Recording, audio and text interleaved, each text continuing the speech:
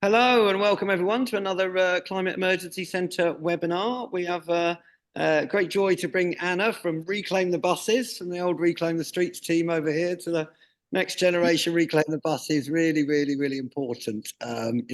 Public transport is such an important thing, and we need to support our public transport in so many ways, from buses and trains and bicycle lanes and things. So Anna's going to tell us about some of the great work that Reclaim the Buses are doing, and we hope that not more funding goes into buses in the future and reduces the pollution for solutions. Over to Anna. Thanks very much for coming. Reclaim the Buses.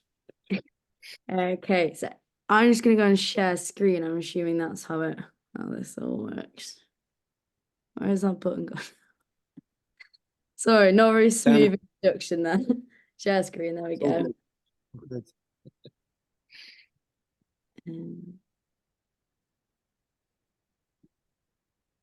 Okay, it's not letting me do it. That's interesting. Okay, definitely double check. You just say co-host. Green button down the bottom, share screen, square one. I sent you the PowerPoint as well, so maybe if Word comes to worse. Where did you send it to? WhatsApp, email? I sent it you on message. I can send it on WhatsApp though, if that's better. What's best? Email it to me, possibly. Wait, I think I'm onto something here. I think yours should work though. Just click share again. It's gonna make me leave, but then I'll come back. Okay. All right, no worries. We're beaming back in again. Usual bits. All right. Well, it sounds like we've got quite a few interested transporter team in the house tonight. As Anna coming back, just going to admit her from the waiting room. So let's hope there's going to be some interesting discussion afterwards, after Anna's presentation. So Anna, you're back. Do it without share screen. Oh, now I make you a co-host again. One sec. Sorry about that. No, that's right. It's right. It's, we're used to rolling with it. We've done cabarets. You have to fill in as the acts get prepared. Right? Yeah, it's working, ladies and gentlemen. Right, now I've got to find it on my desktop. Fantastic. All right. Right.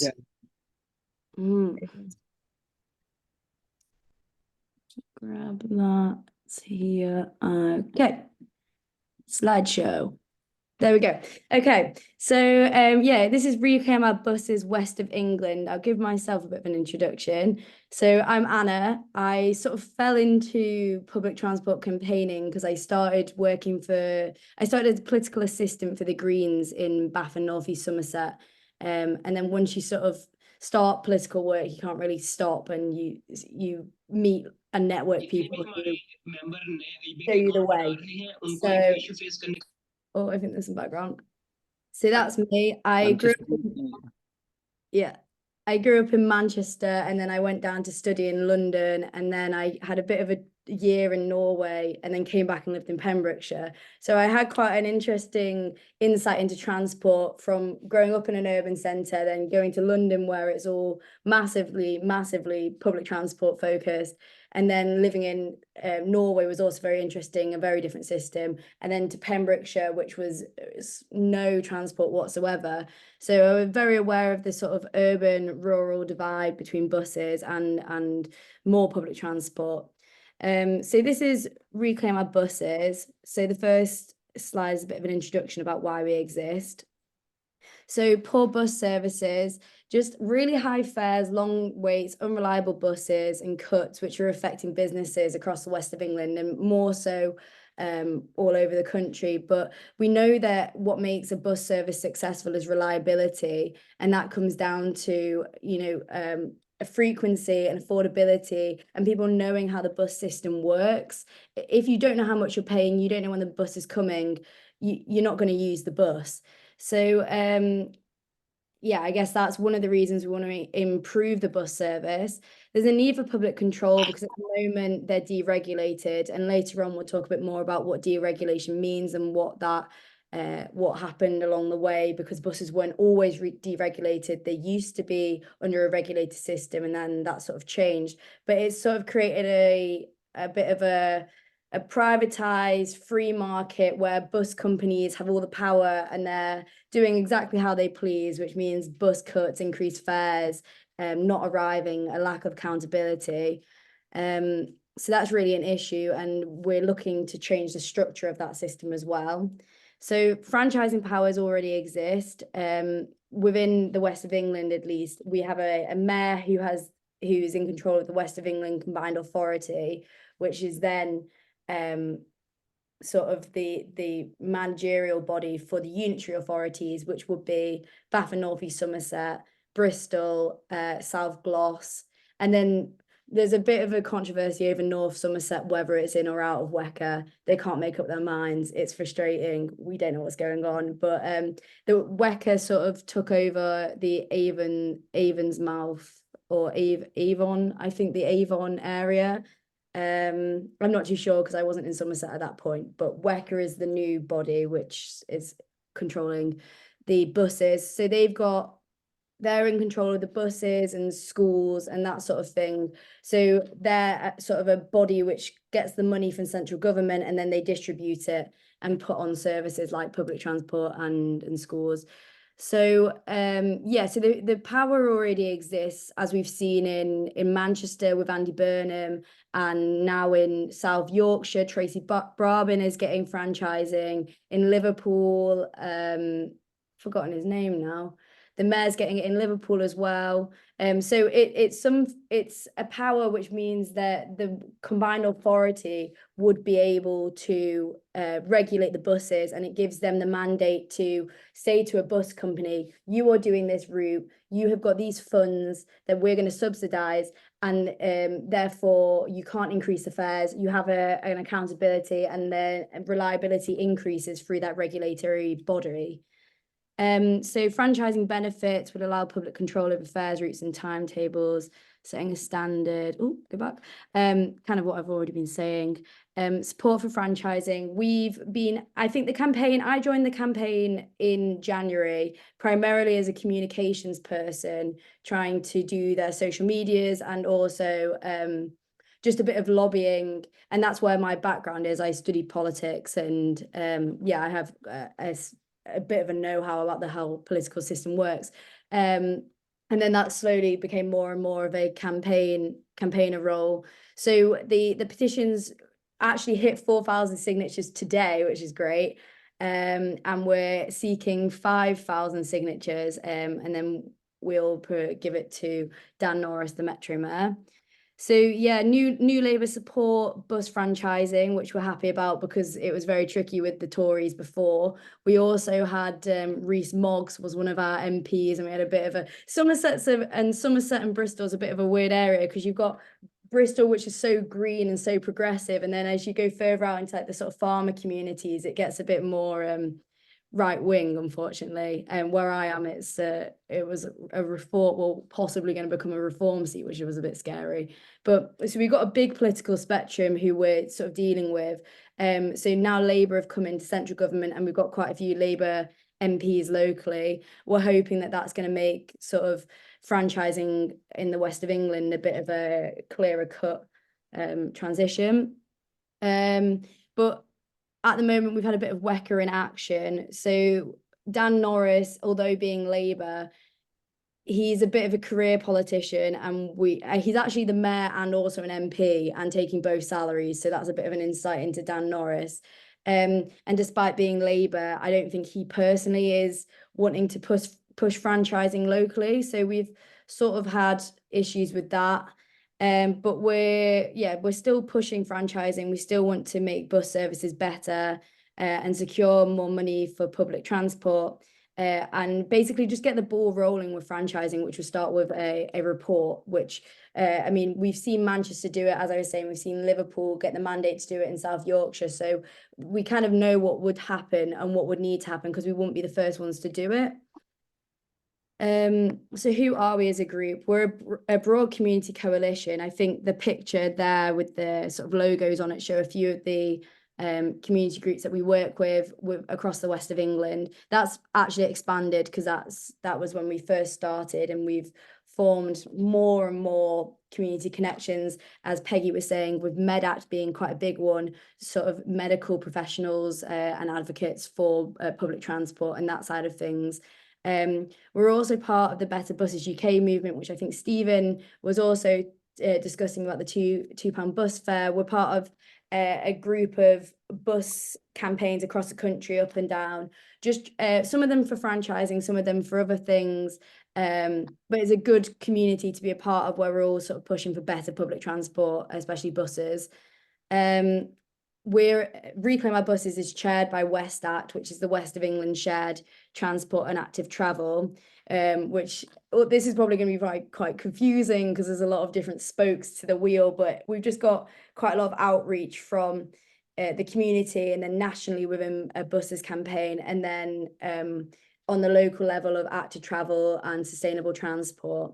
And then we're also sort of in collaboration and a sister campaign to the We Own It campaign, which, if you don't know the We Own It campaign, please, if there's one thing you take away, just We Own It is a campaign trying to push for public control of a lot of industries across the country. So water, post, buses, trains, and trying to bring everything back into nationalisation. They're really on it. They're quite a big campaign. They've got quite a bit of money backing them, so they're doing really well. And we have a very good working relationship with them, especially Matthew Topham, who's a bit of a transport nerd. I'm sure he won't mind me saying that, but he just loves buses. So he's been really helpful for us setting up. As I was saying before, we've got 4,000 signatures now, and we sort of just are lobbying councillors, council leaders and MPs. That's sort of where we're at. So how's it going? Quite well, which is good. Since joining the campaign, we've sort of seen a lot more, we're getting a lot more coverage. I mean, it's a bit bittersweet because we're getting a lot more coverage because the buses are so crap. So they're sort of deferring to us, and our campaign is gaining salience and support because, you know, the West of England are cutting and axing routes and then bringing back a route and then giving themselves a big pat on the back, but like at the same time, behind closed doors, a lot of routes are getting cut. We were out campaigning on last Friday. There's a picture of Terry there in the red top, actually on the Friday in Bristol, and just I was talking to some care workers whose night bus had been cut. So after doing their big care shift, they couldn't get home to Gloucestershire. And one of the issues is that the West of England Combined Authority, like I said, we've gone to a lot of their meetings. We try and have representation there and put statements in. One of the issues is they've been served a best value notice, which I'll probably come on to a bit later, which means that their relationship with the unitary authorities has been told that they're not good enough and that they're not working collaboratively. And at these meetings, Dan Norris and the other political components in the room, they refer to themselves as a money pot instead of seeing themselves as a regulatory or authoritative body. So I think one of the issues is how they view themselves, because they understood that creating this combined authority would give them the opportunity to get a lot more money from central government if they came together, and it would give them a lot more bidding opportunities. So they formed this combined authority, but I don't think, and this best value notice kind of proves that it's not functioning how it should. So we've got a bit of a dysfunctional system of councils and unitary authorities, a dysfunctional combined authority, and a bit of a dysfunctional political spectrum going on in the area that we're operating in. I'm sure it's quite similar in other areas across the country, and it's never going to be clean cut. But I think the best notice in the West of England has proven, sort of given us a leg to stand on when we say it's been quite difficult trying to operate within this political system when none of the people talk to each other and there's quite hostile relations there. But anyway, we're getting a lot of media coverage, and we're getting a lot of responses from our lobbying efforts, more so with sort of the Greens side of things and some of the more left-leaning Labour people. But yeah, it's going quite well. So yeah, as I was sort of saying about the West of England Combined Authority, it's supposed to facilitate transport, but as I've said, it's not really going too well. They see themselves as a money pot. We're in constant correspondence with WECA, and naturally this is being quite unrequited, sort of one way, us sending them a lot of information, whether that be reports and stuff generated by some of the community groups that we're a part of. Sustrans is a great organization and campaign, and they do a lot of research, and also our funders, who are the Foundation for Integrated Transport, they have a lot of sort of technical research going on that we've often sent on to the Combined Authority to say, like, take a look at this for franchising, and also reports from Andy Burnham's B Network in Manchester under the franchise system, because there's a more accountability, and because they're able to have all this data to hand, because it's controlled and it's regulated. They're able to produce all these reports. This is Manchester I'm talking about. So Manchester's bus system is really well documented, and the transition from a unregulated system to a regulated franchise system has been super, super successful, and they've been really transparent about it. So every week they'll publish their stats on the amount of buses which were late, how many buses didn't turn up, or how long people are waiting for buses. In Manchester, they've got all this information which they're publishing, and they've got it to hand. I mean, we're so far from that in the West of England, but it just shows you the possibilities of franchising if it was to happen, how much more in control and how much more we'd know, because there's a bit of an asymmetry between the information of bus users and bus operators. So yeah, I won't go on about that. In May 2024, we started an open letter to Dan Norris, which we sort of use as a bit of a pressure point to get parliamentary candidates to sign and put pressure on him to do something, because he's been in political control for a long while, and he's just been so slow and sort of full of empty promises, sort of breadcrumbing along, like, oh, I believe in franchising, but then won't do anything. So this open letter sort of put the heat on him a bit to actually do something. And we got a response in August, which was just another bit of breadcrumbing, which was that a franchising report is coming next month. So we're kind of sitting pretty and waiting for that next month. One of the lines was that franchising isn't a silver bullet. And this idea that the West of England wouldn't be able to implement it because it's so much more complicated here than it is in other areas. But as I was saying before, I don't think that anyone's saying that franchising... Hello? That franchising would be a perfect model, but or that it would be necessarily that easy to implement. But at the moment, what we've got is a corrective system where we see the mayor implementing like different ideas, like demand responsive transport, where the cost per trip is something like £35 per passenger on these trips, or bringing in new initiatives under West of England branding. We've had the West Link and the West Local, which are these they're kind of just these services that they're trying to add in to build up the gaps, and then they push out loads of publicity, like we've put on these new networks, but really what we need is a reform and an overhaul of the system completely, because these small measures aren't doing much. Yeah, so as I was saying sort of before, now Labour's in government, there's a bit of hope because they've got the Better Buses bill, and Louise Hay who's the Secretary for Transport, has been very supportive of franchising the buses and also the rail. She's very, very good for active travel. So they're also looking to shorten the time needed to implement, because at the moment it would take 2 years to get through the Houses of Commons and Lords, and then it would probably take about 4 years to actually get anywhere, by which time we'll be at another election, which is generally how the political system goes, really. So possibly still won't have any movement. So they're looking to shorten the time needed and push this bill through, which would be absolutely great, because it would mean that franchising was a lot easier. As I was saying, at the same time as this, though, we've got so many bus cuts going on and the axing of essential services and these failing Westlink schemes that keep being pumped out. Every time there's a bit of bad press, it's, oh, but we've restored this route, overlooking the fact that they've cancelled 4. So yeah. The unitary authorities, which, as I was saying before, we've got 3 within the West of England Combined Authority.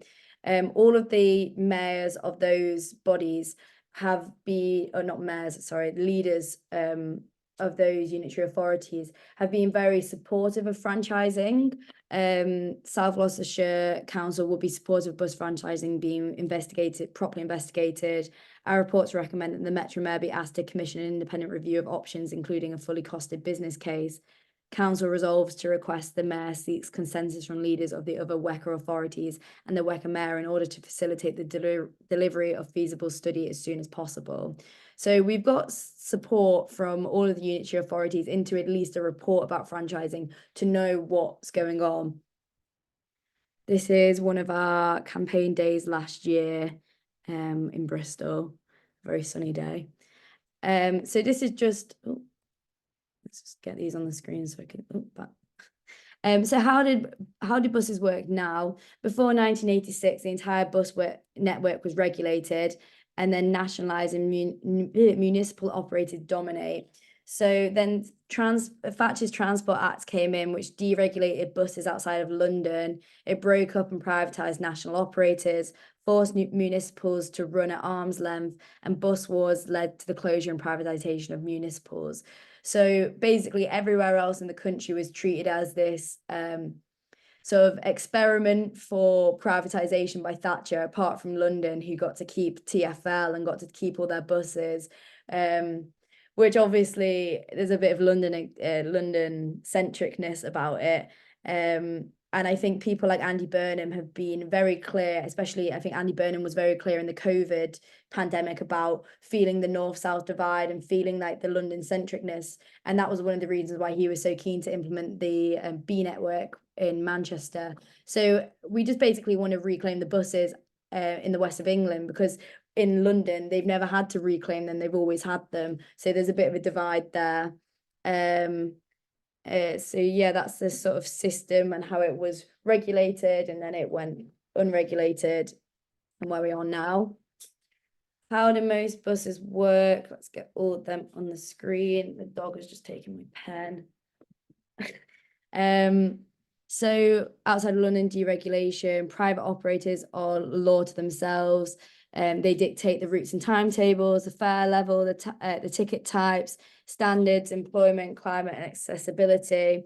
Effectively a private monopoly, no public services. They cherry pick profitable routes, and essential services are cut or tendered, a massive public subsidy for private companies. So basically, you've got a system which is just a Wild West.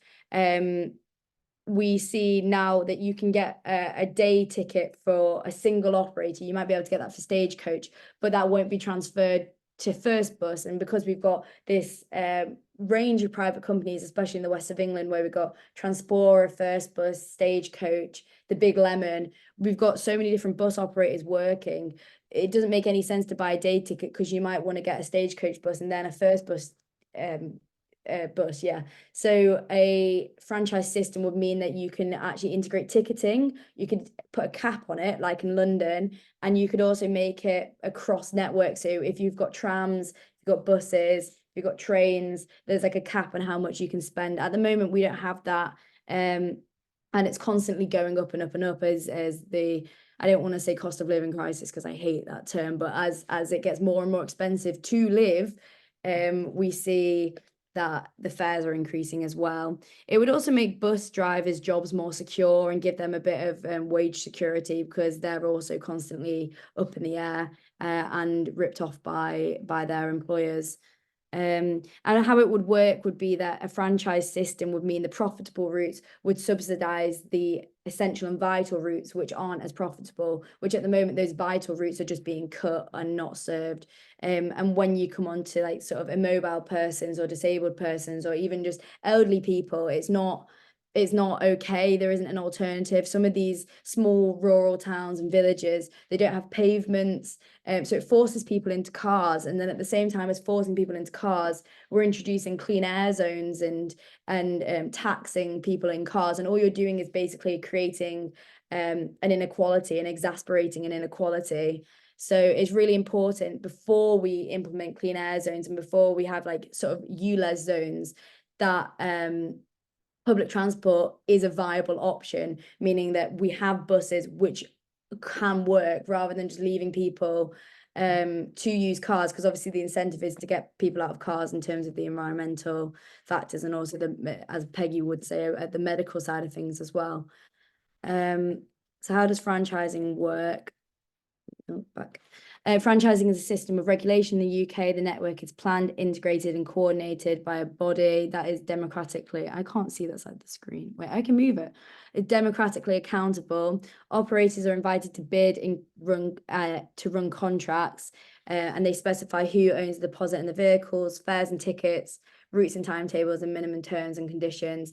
This is opposed to public ownership, which is where the combined authority or the public control body or public body would create their own bus service. So perhaps where you'd see a West of England combined authority bus, this would be a lot more expensive because they'd have to buy all the buses and all the fleets. So it's a lot more cost effective to basically contract to companies who already have buses, already have the knowledge and the insight from the industry, and are already operating on the roads and stuff, to just do a publicly controlled system rather than a public ownership system. But those two terms can be quite confusing, and it's just language, and then there's actually quite a big bit of difference in what we're asking for, but we want control, and that's what franchising is about. So the benefits of franchising, this is just a table, and we've put this on all of our lobbying papers.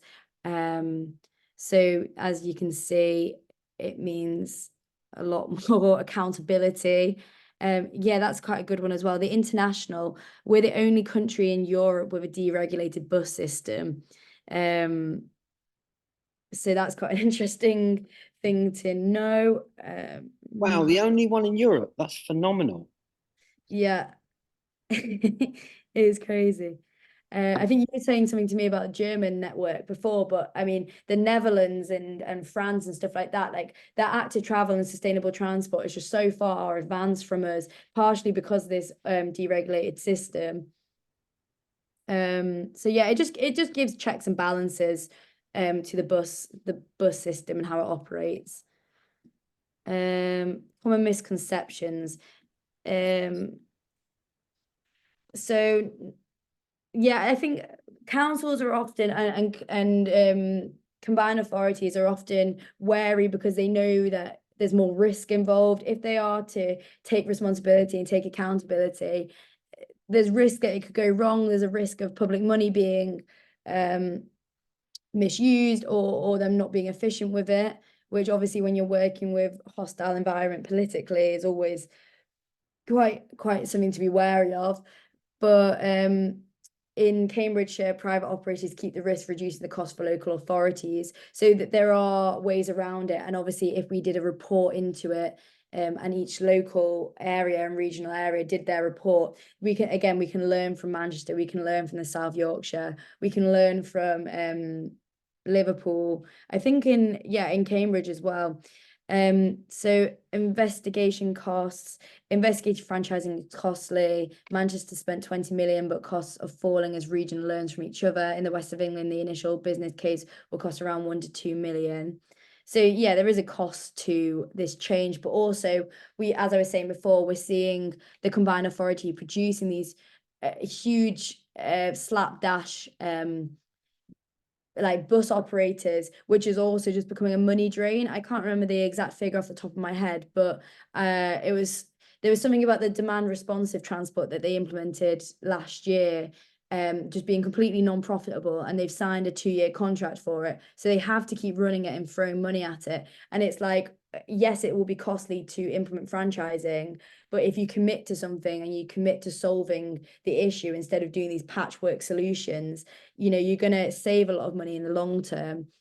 So that's kind of what the next point is saying. Franchising can be expensive, but in places like West Yorkshire, it's found to be the best option, even without a mass transport system. The benefit of public controls allows for reinvestment and cost saving. Northern Ireland, with its publicly controlled buses, has kept bus use steady and frozen fares for 2 years. Again, that means what we're going back to reliability. Franchising makes buses more reliable. It makes people trust buses, and it makes people want to use them because they know what they're getting into. They know that the bus is going to come.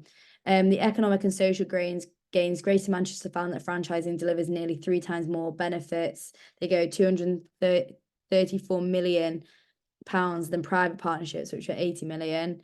The council financially benefits. Councils like Reading and Nottingham use profits from their publicly owned bus operators to invest in transport and other services. Faster implementation. The time to introduce bus franchising is getting shorter as regions share their experiences. South Yorkshire starting 9 months after West Yorkshire aims to finish at the same time in early 2024. I think that's actually been pushed back now. They've had a bit of a delay. Rural challenges. Franchising is harder in rural areas. Reports suggest that local authorities should guide franchising to improve bus services in these regions. As you said, the rural urban divide is always going to be something of a challenge for infrastructure, because rural areas just don't have the same infrastructure as urban areas. But that's not something that should hold it back. It's just something that is also going to take investment into bus stops in rural areas with electronic timetabling so that it can be seen, and also seats for the elderly, stuff like that, which makes buses more lucrative and readily available and accessible for people. Who is doing it? Yeah, I mentioned these. And a few of these have, since this PowerPoint was made, have actually got it now through their legal systems and are doing it. Quite a lot of them are from the north, which is interesting, other than Cambridge.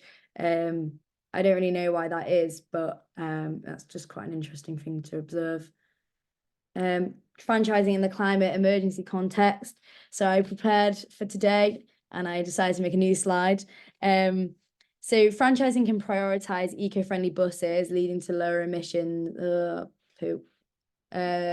Lower emissions compared to private cars. So with franchising, it enables us to review our whole bus system, and with new electric vehicles coming in, we've seen that places with franchising, Manchester in particular, they've been able to make their fleet wholly electric, which is great.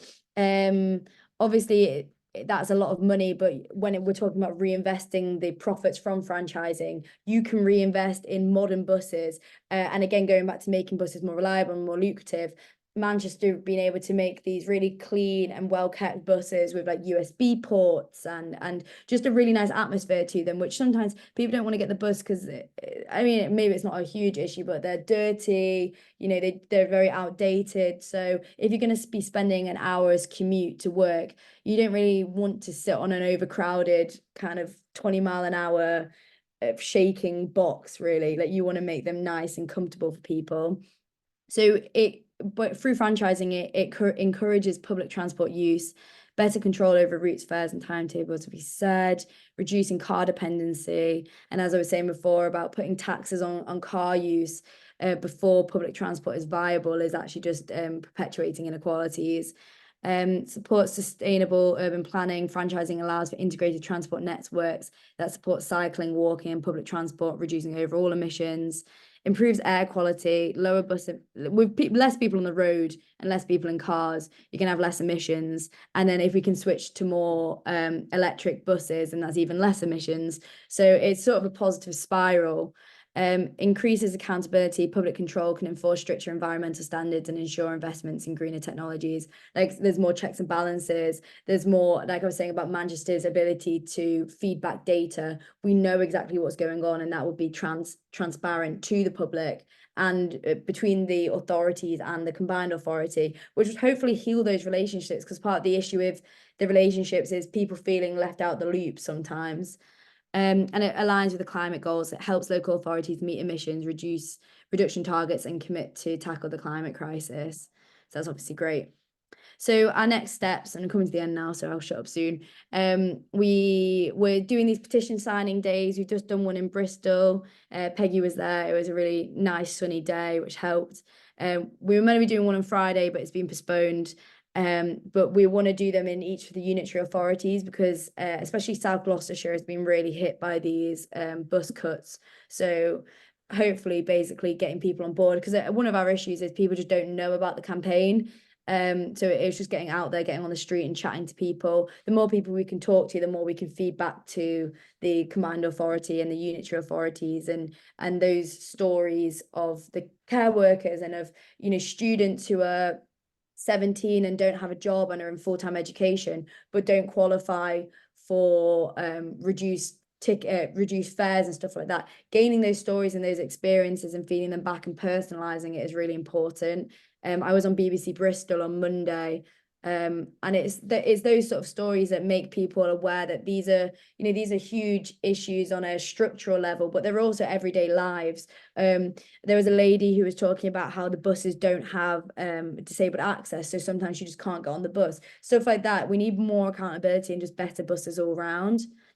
So the next combined authority meeting is the 20th of September, where that report about franchising we think is going to be published. So we're basically preparing for that and preparing to analyse what that report is going to say, and then we'll probably go to the committee meeting and feedback from our community, whatever the franchising report says. I have the impression from Dan Norris that it's basically going to say that it's too expensive and it's too difficult, but we'll see. I'm optimistic. He might not say that.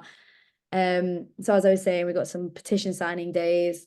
I'm not sure if anyone's around the west of England, but yep. And then we've got our September call to action, which is in response to the recent cuts.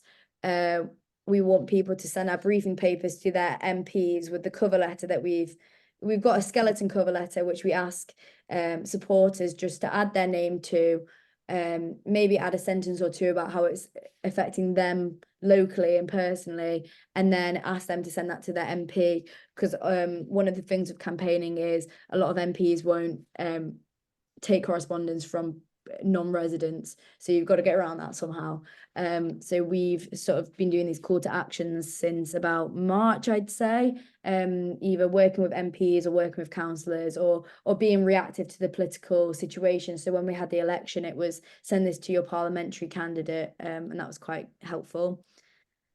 And then we've got a really, really fun event coming up, which is the first event that we've really done where we're imagining the future of transport. And we're trying to get all of those coalitions that I was talking to about at the start involved in that, because it's not just the buses. We want cycling, we want trains, we want advocates for walking, etc., etc. And we just want to imbue a bit of positivity, because at the moment it's all, and I think a lot of the time with campaigning and climate emergency, it's very, can be quite draining and it can really feel like you're not making any progress. So we just want a day where we're going to celebrate that. So that's that's in November at Sparks in Bristol. So yeah, that's going on. We're looking for people to be a part of that. So if you're a campaign group or you want to volunteer and help us run that would be really fantastic. And we just want to make people a bit more positive about the fact that, you know, there is change coming, and there is a bit of a change in the air, and we want to sort of make people enthusiastic and get that ball rolling. So we've got that coming up. And then if you want to stay in contact with us, we've got social medias, and we've got a monthly newsletter where we just kind of sum up everything we've done that month and everything we're doing next month, so you can stay in the loop that way, and it's just one email a month.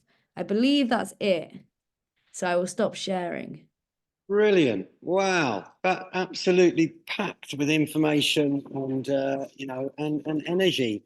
It's really what we need is, you know, an integrated transport system that's really going to get us into a sustainable future. That's brilliant, Anna. Thank you. Reclaim the buses, everyone.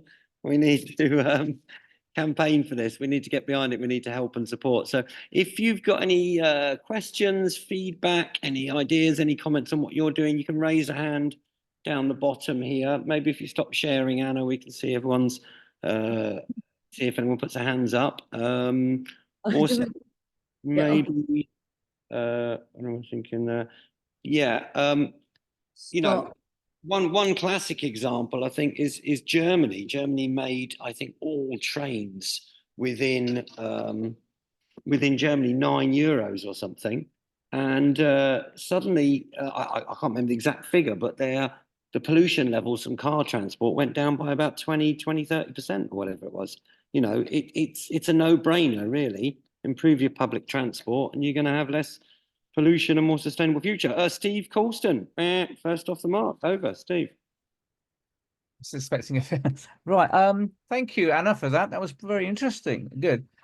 Just what with your campaign group down in the southwest, do you do anything as to regards to finding out where local people where they want buses, well, basically where they want the bus routes, where they want to travel from and to at what times? Because we found that when we in the beginning, when we started our group, we created a petition. We were protesting as well, but we found that to get nowhere because when we handed in a petition into the local authority, they would say, "Well, that's very nice, but so what?" sort of thing. You know what I mean? It really didn't tell them very much. So, is there any plans to say, well, directly involve local people with the planning of bus routes to go to places they want to go to? Yeah, so I mean, as I said, we've got a bit of a community support group where we've got a few feedback channels from sort of different angles. And as I was saying, we're trying to increase the amount of time we spend in the public whilst we're doing the petition signing. So we welcome people to join the WhatsApp group and join the campaign group. And in that way, we get sort of constant feedback from people who might be putting on the WhatsApp group like, oh, my bus has been cancelled, or this is happening and we need to respond to this. So it's a bit of a way of getting feedback. And also, I think being on social media, being on Twitter, people tweet at us saying, this is going on, like, reclaim our buses, like can you basically do something about it? I think one of the issues is, and it's a recurring issue, is I work 2 days a week and my campaign partner works 1 day a week. So we're stretched, because we're pushing for franchising. That's what we're pushing for. Know the feeling well. I work 4 days a week and give the other day to volunteering. So and it's finding the volunteers as well, isn't it? That's difficult as well. Yeah, and I mean we're really lucky because we've got a group of fab volunteers who are so, I mean, Peggy is worship the ground they walk on, because people giving so much for basically something that they believe in and something that we believe in and something that's going to benefit everyone. But you can't ask volunteers to do, you can only ask volunteers to do so much. And also as a campaign, because we're pushing for this political thing of public control, feeding back where Joe Bloggs has had his bus cut isn't really obviously that's part of what we're doing and we want to feed that information back, but that's what councillors should be doing, and councillors should be the ones representing those people. So all we can do is say to councillors, this is going on in your area, you need to respond to this and you need to take this up, because it's not really our responsibility as a campaign to be representing every constituent within the west of England, because it's just a mammoth job. But I mean, obviously we do a bit of that, and a lot of the briefing and the lobbying that we do to those specific MPs will be picking up from information which is being fed back from us from those specific areas. So we do try, but it like you said, it's just sometimes you feel like you're biting off a lot more than you can chew. Thank you. That's good. So Jack Cooper, I think, got his hand up, and I'd like to hear a little bit more about the Better Buses bill in a bit. But Jack, go for it. Hey, thanks so much, Anna. Awesome job. Just a question about kind of political parties involved in this. Like, do you in the west of England, are you sort of specifically targeting the Labour Party in government? But to what extent are you also kind of getting in touch with Lib Dems, Greens, Conservatives? Where are you kind of focusing your efforts, and are the responses very different across political party lines?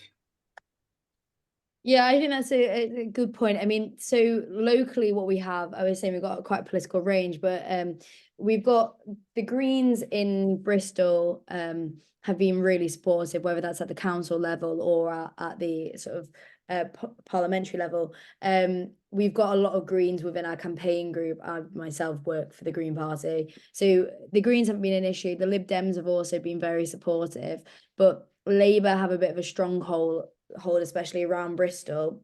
And since I think with the Keir Starmer government with Labour, it's a bit, you don't really know what you're actually dealing with and what people's intentions are. So despite it being a Labour mandate and it being within the Labour manifesto about improving public transport and buses in particular, it doesn't seem that the Labour MPs themselves are pushing it that enthusiastically, which is completely demoralizing and really, really frustrating, because you're there like, but this is a Labour thing like that you should be wanting to do, and you know, you're trying to sell it to them saying, if you solve this issue, this can be your lasting legacy. Like the NHS has been a huge Labour legacy. If you solve the public transport crisis, that can be your hill to die on and people won't criticize you. But it's actually been Labour, despite them being very in writing and on paper being very forward for it, it's been Labour who've been the most lethargic and the most slow on it. I mean, we don't have that many Conservatives. Basically quite a lot of them lost their seats in our area, so we don't have that many Conservative MPs. When we did have MPs who were Conservative, they just didn't respond to us. So they're very much on the car and road side of things, so that would be quite a hard sell. But I think also with Conservatives, you can come at it from an angle of and people on the right, sort of, you want to produce more choices, and at the moment there isn't a choice because public transport is so bad that you're forcing people into cars. So you want to talk about the free market and say, in a free market you have to have options. So yeah, the Greens and Lib Dems have been supportive. Unfortunately, it does just mean that we need Labour to be the ones pushing it, because they've got a lot of power regionally anyway, and then obviously in national government as well. I don't know if that answers your question. I think I just ran away with myself speaking. It does. Thank you, Anna. Really interesting. Thank you. It's brilliant. No, you're really, really well researched, and the knowledge. Obviously, done some parliamentary stuff before you said. One of the questions I like to ask, being a campaigner for 30 years and on lots of things. I mean, we started with the anti-roads protest or the tree protest back in the 90s, and one of the chance was more buses and trains and bicycle lanes. I think we ranted at the transport minister in about 1993 or something. But how can we get behind the Better Buses bill? How can we bring this about? Because what you're talking about is a massive solution. What are the next 3 steps? What practical help can people give you at Reclaim the Buses? Can people volunteer? Can raise funds? You mentioned a couple of events that are coming up. What are the next 3 steps or the things that people can really, really, really help with? What would help you guys? So I'll talk a bit about Reclaim Our Buses West of England, which is a very regional thing. But then I think talking about getting the Better Buses bill through, I think, Stephen, we were talking about this on the Better Buses meeting last Wednesday of that group of national bus groups. So at a regional level, just signing our petition would be great. Sharing our campaign just about to people to get that support, just raising the awareness of what we're doing and familiarizing people with the language is really important about what does franchising, what does public control mean, because I think people have preconceptions and they don't really know that much. So it's just about raising the awareness is what we want to do, essentially. But yeah, practical things, signing the petition, lobbying if you're in the west of England would be really helpful for us, and then just sharing information. Like I said before, we have a funder who funds my work and my campaign partners' work, so that's really helpful, and hopefully we'll get funding again. But yeah, I think just that sort of side of things, the Better Buses bill, because that's national legislation, is maybe Stephen can help a bit. Just the lobbying efforts, again, going back to supporting central government and saying that we want this Better Buses bill, but we need it to be more accessible and we need it to be being pushed. Because like I said, I think there's been a bit of slowness around it. Although Louise Hay has been really, really great since gaining that position. I think she's only been in for a few months and she's done so much. Okay, that's great. We're coming towards the tail ends, but we've got Dave Pickersgill's got his hand up. So well, people are all right. Some people have got to go, but if we can roll on for another 5 or so, you right for another 5, Anna? Yeah. It's okay. And yeah, Peggy and I think Anna had to go off, but we'll just roll for another few minutes. And Barry's appeared and wanted to take some AI note taking. Don't know whether that's Barry, you might want to say why that is just in the chat, and we'll allow that if needed. David, do you want to pick a skill? Last question, I think, really. Over. Thank you so much to Anna. Just David. as far as I'm aware, Labour are transferring the power of decisions over buses to the regional mayors, and it's the regional mayors that will have the power to take decisions. But also, where do they cross over from one region to the other for public transport is another question. Thanks. Bye now. Yeah, so this is comes back to precepting powers, and this is what Dan Norris, our Metro Mayor, has been saying he doesn't have. So under the Better Buses Bill, it I think it was David just said, it gives the local mayors the authority to implement franchising. So speeding up that process would obviously be of interest so that can get the ball rolling and we can start doing that. The precepting powers are really important because it basically just gives them the control. I had something else to say and I just completely forgotten. What was the second part of what you were saying just then?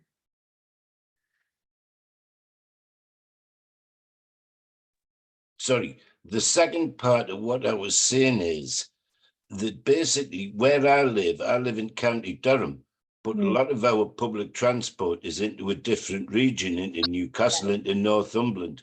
So how do you do campaigns that cross regions with public transport? Yeah. So yeah, this is something that we have to deal with as well, because as I was saying, the West of England Combined Authority is South Gloucestershire, Bath and North East Somerset and the Bristol area. And then we've got North Somerset, which is inside the West of England, but it's not part of the West of England Combined Authority. And then we've also got some areas on the brink between Wiltshire, where it's partially run by Wiltshire and it's partially run by the West of England. And then the same in South Gloucestershire. So really what you need is a report to be made into the franchising process and what's the optimum scale of that. Like as a campaign group, we can't say it's going to be X big and it's going to include this, but it's not going to include that. That is going to be down to the local authority to decide.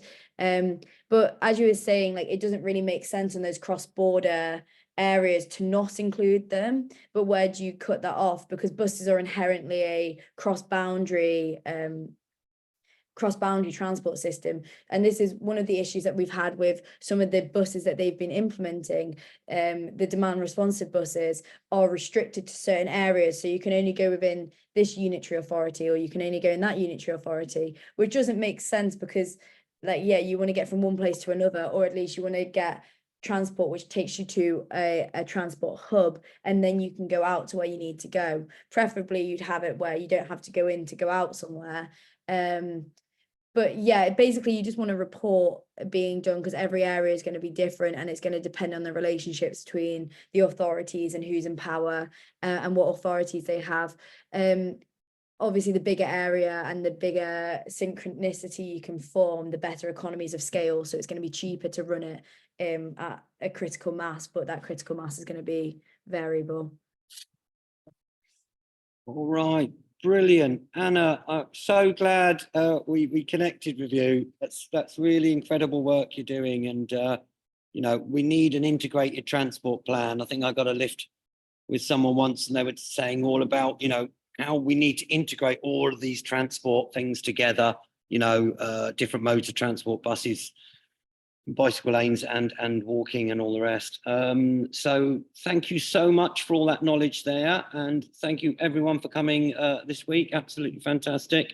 So much knowledge there. We really need to get behind this. Glad to hear that the new regime as a Better Buses Bill. Let's hope for some more intelligent integrated transport things coming in. So anything you can do, please network Reclaim the Buses folks and get it out there. So over to Anna for the last words. Thank you so much for coming and sharing your your deep integrated knowledge there on the transport system. Over. Last words.